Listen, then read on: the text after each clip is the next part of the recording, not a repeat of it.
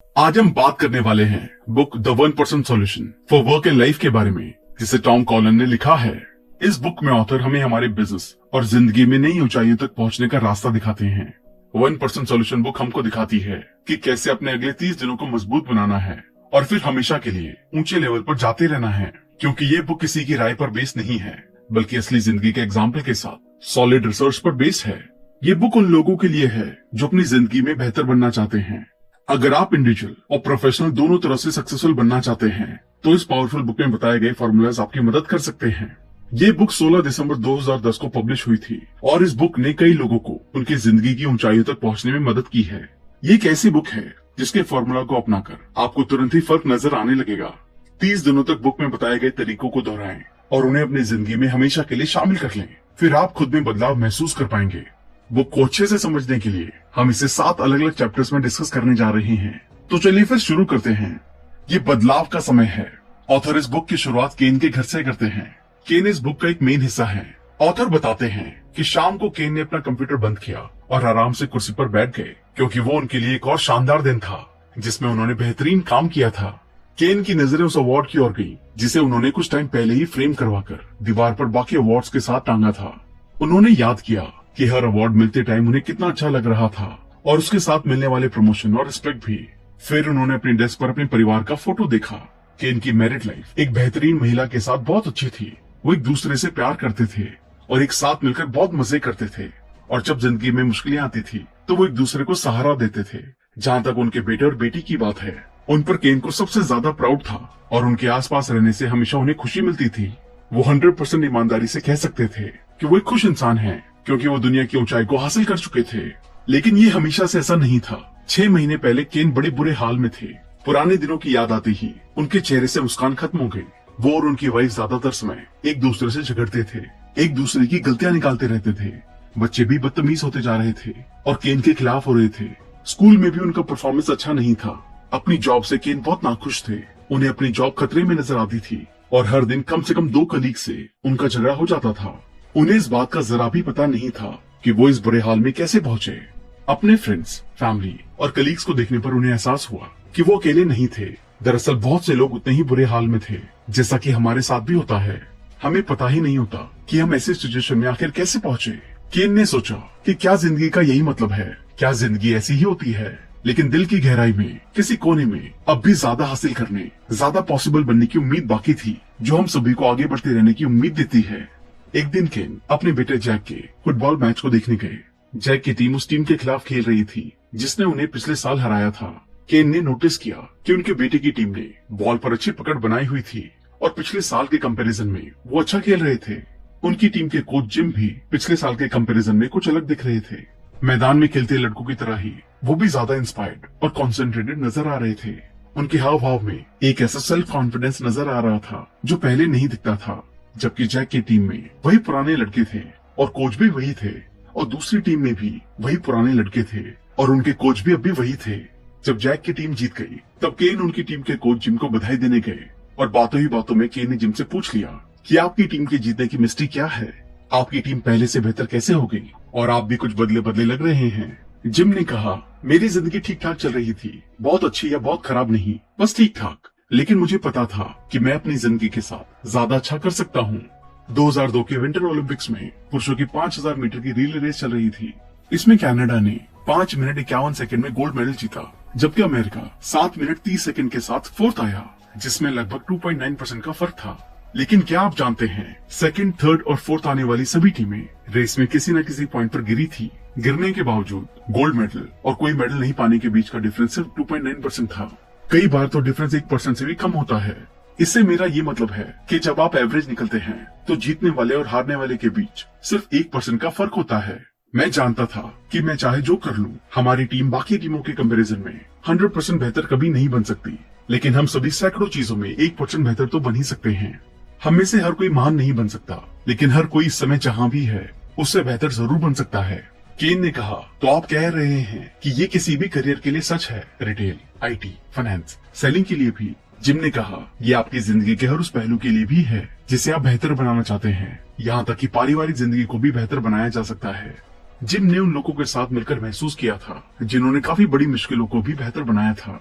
इसका मतलब ये हुआ कि अगर आप अपनी लाइफ में चेंज चाहते हैं तो आपको एक्सीलेंस हासिल करने के रहस्य को अपनाना होगा। ये आसान नहीं होगा। आपको अपनी कुछ पुरानी हैबिट छोड़नी होगी, काम करने के पुराने तरीके बदलने होंगे और अपने और दूसरों के बारे में अपने कुछ भरोसे छोड़ने होंगे। इसके आखिर में आप थ्रिल और अवेलेबिलिटी को आराम से हासिल कर सकते हैं, लेकिन रास्ते में चुनौतियां आएंगी। बस आपको बिना डरे उनका सामना करना है और आगे बढ़ते रहना है। मोटिवेशन को बढ़ाने वाला उल्टा तरीका।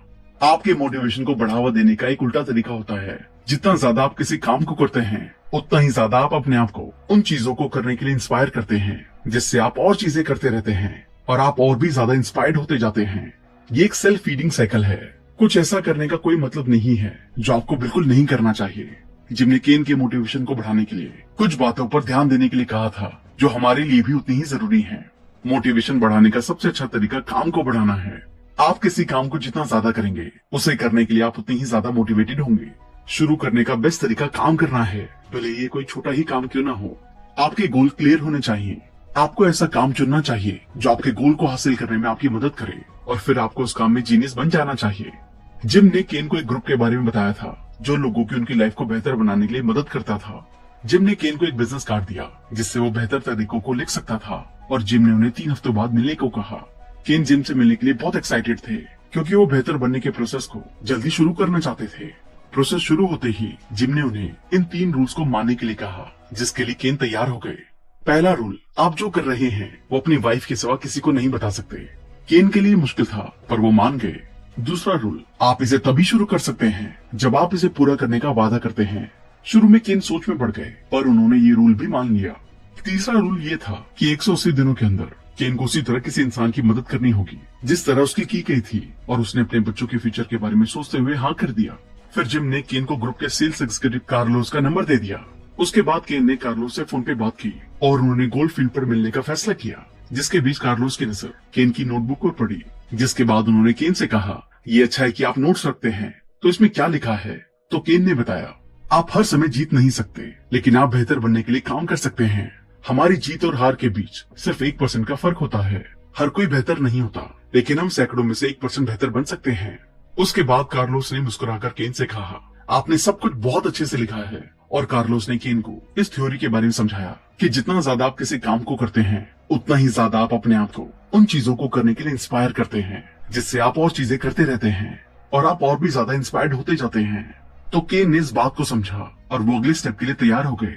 इसका मतलब बहुत ही साफ है कि आप किसी काम को जितना ज्यादा करते हैं आप उसे करने में उतने ही ज्यादा मोटिवेटेड होते हैं। इसलिए अगर आप ज्यादा काम करेंगे तो आपको ज्यादा मोटिवेशन मिलेगा। हमें भी इन बातों पर ध्यान रखना चाहिए जो हमारे लिए भी उतनी ही फायदेमंद है। आप हर रोज 1% बेटर बनकर कहां तक पहुंच सकते हैं, इसको समझने के लिए आप एटॉमिक हैबिट की बुक समरी को कुको एफएम पर भी सुन सकते हैं। आप भी कुको एफएम को डाउनलोड करके बहुत से कोर्सेज, हजारों ऑडियो बुक्स और बुक समरी को भी सुन सकते हैं। अभी एनुअल मेंबरशिप के साथ चल रहा है 50% डिस्काउंट, मतलब 399 रूपए की जगह सिर्फ 199 रूपए। इसके लिए जल्दी से RBC50 कूपन कोड यूज करें क्योंकि ये सिर्फ पहले 250 यूजर्स को ही मिल पाता है। इसका लिंक भी डिस्क्रिप्शन में डाल दिया गया है। पर्सनल सक्सेस के लिए फिजिक्स, खुद को ज्यादा पावरफुल कैसे बनाएं? केन ने जिम की बातों को फॉलो करना शुरू कर दिया और अब वो जिम के साथ के एक और मेंबर से कुछ दिनों बाद मिलने जा रहे थे जिनका नाम पेट था और वो एक टीचर थी और वो हर तरह के अवार्ड जीत चुकी थी। पेट ने पहले केन के नोट्स देखे। वो देखना चाहती थी कि केन ने अब तक क्या सीखा है। पेट ने केन के नोट्स को अच्छी तरह से देखा और उन्हें कुछ और लाइन जोड़ने के लिए कहा। मोटिवेशन बढ़ाने का सबसे अच्छा तरीका है कि आप अपने काम में बदलाव करें। आप कोई भी काम जितना ज्यादा करेंगे उसे करने के लिए आप उतना ही ज्यादा मोटिवेटेड होते रहेंगे। शुरू करने का बेस्ट तरीका काम करना है, भले ही वो छोटा काम हो।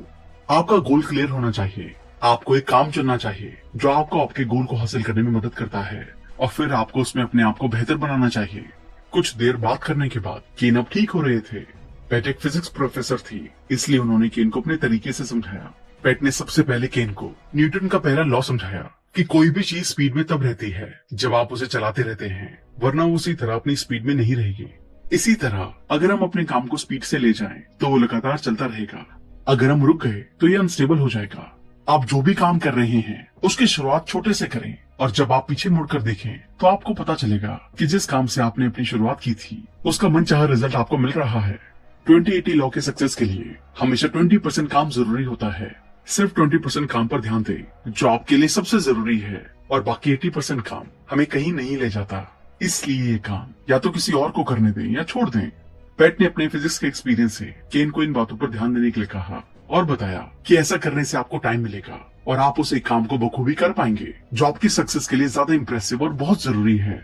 मतलब ये है कि हम में से हर एक इंसान इस दुनिया को बदलने की ताकत रखता है, जिसकी पॉसिबिलिटी एक बार में 1% होती है। और केन ने इस बात को अपनी नोटबुक में लिख लिया और वो आगे बढ़ने के लिए तैयार हो गए। एक्सरसाइज हमें स्मार्ट क्यों नहीं बनाती और इसके बारे में क्या करें? केन आगे बढ़ने के लिए तैयार थे। उन्हें यकीन नहीं हो रहा था कि एक्सीलेंस हासिल करने का सफर इतना अच्छा होगा और उन्हें इतने नॉलेजेबल लोगों से मिलने और उनसे सीखने का मौका मिलेगा। अब अगले स्टेप में उन्हें बॉब से मिलना था, इसलिए उन्होंने अपने नोट्स पर दोबारा से गौर किया। केन जानते थे कि बॉब उनसे पूछेंगे कि उन्होंने अब तक क्या सीखा। एक्सीलेंस को पाने के सफर को शुरू हुए 9 महीने हो चुके थे और केन को अच्छा लगा कि अब वो पहले जैसे नहीं थे। अब उनकी जिंदगी बदल रही थी। बॉब को बोट से ट्रैवल करना पसंद था, इसलिए बॉब और केन की मुलाकात एक बोट ट्रिप से शुरू हुई। अब केन उन्हें अपने नोट सिखाते हैं और बॉब इनमें कुछ नया जोड़ते हैं जो इस तरह है। अगर आप किसी काम में माहिर बनना चाहते हैं तो आपको 10,000 घंटे प्रैक्टिस करनी होगी। लगातार समझकर सही तरीके से की गई प्रैक्टिस आपके किसी भी काम को करने में सुधार करती है। ये प्लेजेंट नहीं है, ये मुश्किल होता है। कभी कभी ये बहुत ज्यादा मुश्किल हो सकता है, लेकिन काम को लगातार करते रहें। अपने गोल्स को हासिल करने के लिए अपने नेगेटिव बिलीफ से सीखकर आगे बढ़ें। एक बार गिरने को हमेशा के लिए हार में ना बदलें। अपना कंपैरिजन दूसरों के बजाय खुद से करें। आगे की प्लानिंग करें, लेकिन अपने प्रेजेंट में अपना सबसे अच्छा एफर्ट दें। ये सुनने के बाद केन को नहीं पता था कि क्या करना है, लेकिन वो अपनी नोटबुक में सब कुछ लिख देते हैं। जब बॉब ने उन्हें 10,000 घंटे के बारे में बताया तो उन्हें ये पसंद नहीं आया। उन्होंने सोचा ये कैसे हो सकता है और हम इसे कैसे शुरू कर सकते हैं। तो इस पर बॉब ने 10,000 घंटे की शुरुआत के बारे में बताया। सबसे पहले आपको 30 दिनों का मतलब जानना होगा कि एक लंबी जर्नी कैसे शुरू करें। आइए पहले हम 30 दिनों के काम के बारे में सोचें और उसे करना शुरू करें। जब हम अपने काम का समय 30 दिन रखेंगे तो ये हमारे लिए एक आदत बन जाएगी। इससे हम 10,000 घंटे की शुरुआत कर सकते हैं। जब केन ने 10,000 घंटे की शुरुआत की बात को सुना तो उन्हें पसंद नहीं आया, इसलिए उन्होंने जर्नी रोक दी और सोचा कि कोई इंसान इतने घंटे कैसे काम कर सकता है। इसलिए वो 1% सॉल्यूशन के नए मेंबर से मिलने नहीं गए और अपनी जिंदगी में कार्लोस और पेट की बातों को ध्यान में रखकर ही काम करते रहे, जो कि शायद हम भी करते, क्योंकि किसी भी आम इंसान के लिए 10,000 घंटे वाली बात सुनकर हैरान होना नेचुरल था। पर हमें समझना चाहिए कि किसी भी बेहतर चीज को पाने के लिए बहुत मेहनत करनी पड़ती है और हमें हार मानकर रुकना नहीं चाहिए। बस पक्के इरादे के साथ आगे बढ़ते रहना चाहिए। अगर हम किसी मामूली चीज को भी लगातार करते हैं तो हमें उसकी आदत लग जाती है। बस बॉब भी केन को यही समझाना चाहते थे। 30 डे का फॉर्मूला जो आपकी जिंदगी बदल देगा। 1% सॉल्यूशन की अगली मेंबर क्रिस थी, जो एक साइकोलॉजिस्ट थी। केन को अपने अगले स्टेप पर क्रिस से ही मिलना था, पर केन बॉब की 10,000 घंटे वाली बात को लेकर इतना हैरान थे कि वो क्रिस से मिलने ही नहीं गए। केन फिर से उन लोगों की तरह जीने का फैसला कर चुके थे जैसे वो पहले जी रहे थे, जिसमें उन्हें किसी करेक्शन को अपनाने की जरूरत नहीं थी। बॉब से मुलाकात को 1 महीना बीत चुका था और केन ने 1% सॉल्यूशन के मेंबर से न मिलने का पक्का फैसला कर लिया था। पर आखिरकार वो अपने बेटे के फुटबॉल मैच देखने के लिए ग्राउंड पर पहुंचे, जहां उन्होंने काफी कोशिश की कि वो जिम से ना मिल पाए, पर जिम ने उन्हें रोक लिया और उन्हें बताया कि क्रिस का फोन उनके पास आया था और उन्होंने कहा कि केन ने मुझे कोई फोन नहीं किया। जब जिम को इस बात का पता चला तो वो केन से नाराज हो गए। जिम ने केन से कहा कि वो इस जर्नी को इस तरह बीच में नहीं छोड़ सकते, इसलिए आपको कल ही नए मेंबर से मिलने जाना होगा। अब केन जिम की बात सुनने के साथ अपनी जर्नी फिर से शुरू करते हैं और इस टीम के अगले मेंबर के साथ मिलने के लिए तैयार हो जाते हैं। लेकिन केन ने बॉब के साथ जो भी सीखा था उसे सिर्फ लिखा था और उस पर ध्यान नहीं दिया था, इसलिए वो उन बातों को फिर से एक बार अपनी नोटबुक खोलकर देखते हैं, जिसमें लिखा था, अगर आप किसी काम में माहिर बनना चाहते हैं तो आपको 10,000 घंटे की प्रैक्टिस करनी होगी। लगातार समझकर सही तरीके से की गई प्रैक्टिस आपके किसी भी काम को करने में सुधार कर सकती है। ये प्लेजेंट नहीं है, ये मुश्किल होता है, कभी कभी ये बहुत ज्यादा मुश्किल हो सकता है, लेकिन काम लगातार करते रहें। अपने गोल को हासिल करने के लिए अपने नेगेटिव बिलीफ से सीखकर आगे खड़े हों। एक बार गिरने को हमेशा के लिए हार में ना बदलें। अपना कंपैरिजन दूसरों से करने की बजाय खुद से करें। आगे की प्लानिंग करें, लेकिन अपने प्रेजेंट में अपना सबसे अच्छा एफर्ट दें। केन को अब क्रिस से मिलना था, पर उन्हें लगा कि क्रिस उनसे नाराज होंगी, क्योंकि उन्होंने बीच में जर्नी को रोक दिया था और 10,000 घंटे वाली थ्योरी को ना मानने का फैसला किया था, मतलब उस पर सवाल खड़ा किया था। पर क्रिस ने इस बात को समझा और केन से कहा कि ये बात किसी को भी हैरान कर सकती है।